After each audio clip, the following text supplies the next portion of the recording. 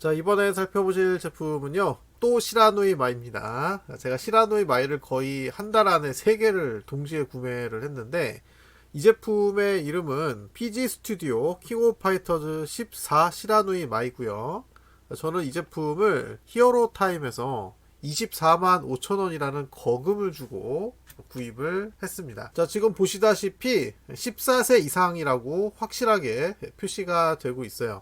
시라누이 마이는 그 노출도가 높은 닌자 의상인데, 그럼에도 중요 부위가 노출되지는 않기 때문에 18세 이상의 뭐 어른만 볼 수 있는 피규어는 아니라는 점. 윗면은 이렇게 생겼고요.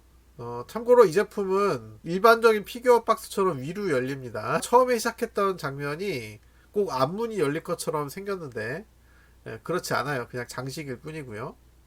밑면은 아무것도 없습니다. 자, 박스 내부를 보면 전통적인 창문이죠. 이런 장식이 들어가 있는데, 종이를 따로 떼서 피규어 뒤에다가 전시한다든가 그런 용도로 만든 건 아닌 것 같아요. 제품을 꺼낼 때만 볼 수 있는 부분이 되겠습니다. 자, 블리스터를 꺼낸 모습이 되겠고요. 보통은 이제 3단으로 많이 돼 있는데 이거는 4단으로 돼 있더라고요.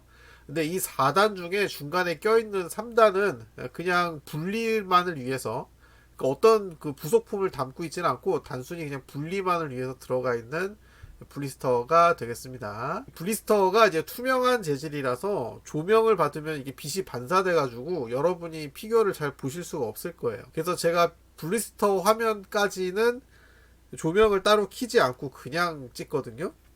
근데 이거는 조금 더 신경 써서 조명을 킨 상태로 찍어봤습니다. 구성품을 살펴보도록 할게요. 먼저 부채. 생각보다 부채가 엄청 큽니다. 6분의 1 스케일인데 굉장히 크네요. 손이 달려있는 상태로 소품이 되어 있고요.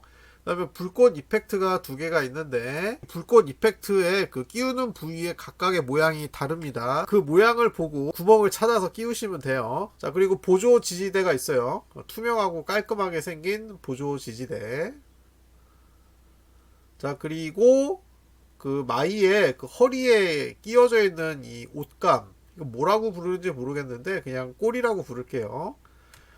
굉장히 사실적이고 마치 밀가루 반죽을 여러 번 치대서 가느다랗게 국수처럼 된 것 같은 느낌을 줍니다.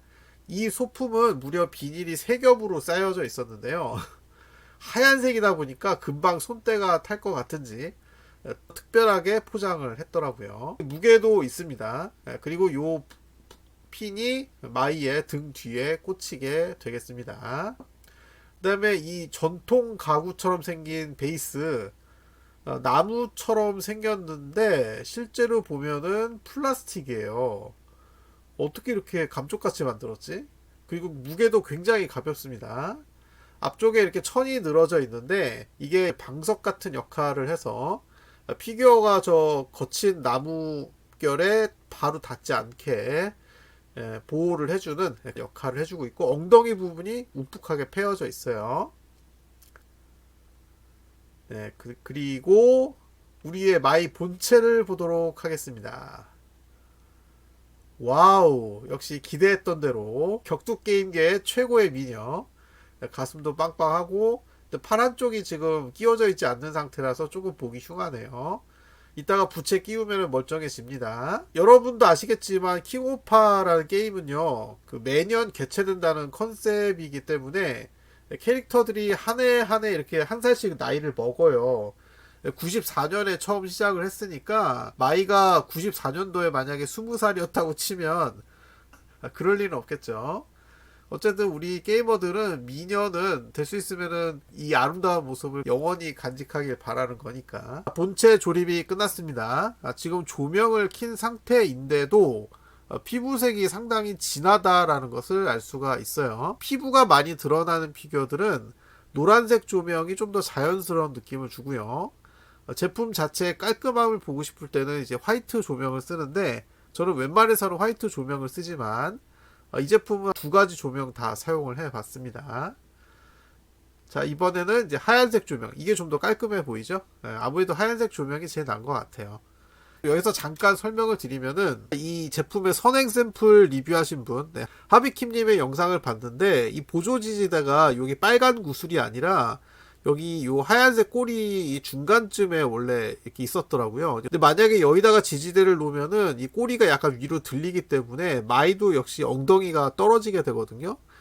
그래서 그렇게 되지 않기 위해서 그냥 빨간 구슬에다 놨는데 이 보조 지지대 자체가 무게도 되게 가볍거니와 자세히 보시면은 피규어 박스 안에 들어있던 조그만 스펀지 조각을 이제 밑에다 깔아놨죠. 대충 이렇게 하니까 높이가 맞는 것 같은데 이게 꼬리 부분의 무게를 어느 정도 덜어준다고 해도 이게 완벽한 위치는 아니라서 위치를 조금만 옮기게 되면 이 보조 지지대가 넘어지거든요. 장식장에 전시된 모습을 보도록 하겠습니다. 자, 요거는 제가 오늘 새로 구입한 LB02란 그 충전식 LED인데요. 예전에 리뷰했던 것보다 조금 긴 제품이에요. 이게 없으면은 마이가 얼굴이 깜깜해서 잘 안 보여요. 이 오른쪽에 있는 제품은 애니게임에서 나왔던 시라누이 마이, 그리고 지금 보고 계시는 제품이 PG 스튜디오. 근데 재밌는 거는 둘 다 킹오파 14를 기준으로 했다는 거예요.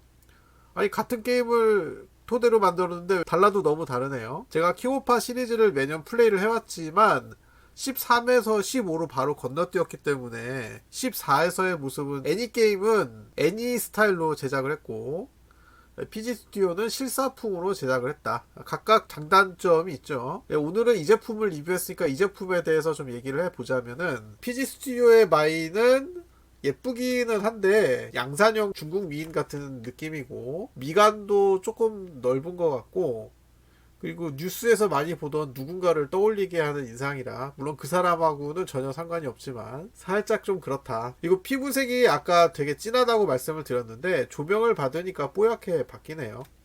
이렇게 조명에 따라서 피부색이 많이 달라지는 제품들이 종종 있습니다. 자, 어쨌거나 PG 스튜디오 거는 이 고풍스러운 받침대가 있어서 훨씬 더 보기 좋은 것 같아요. 그리고 조금 전에 베리쿨에서 제작한 시라누이 마이도 배송이 시작됐다는 문자를 받았습니다. 아마 이번 주말에 리뷰를 하게 될 것 같은데 장식장 칸을 한 번 더 보여드리면서 비교를 해야 될 것 같네요. 정리를 좀 해보자면 조립 설명서가 들어있지 않다. 그래서 조립하는 그 위치를 직접 찾아야 된다는 좀 불편한 점이 있고 보조 지지대 위치가 정확하지가 않아서 얼굴이 조금 호불호가 갈릴 수 있다. 그래서 저의 점수는 100점 만점에 97점이고요.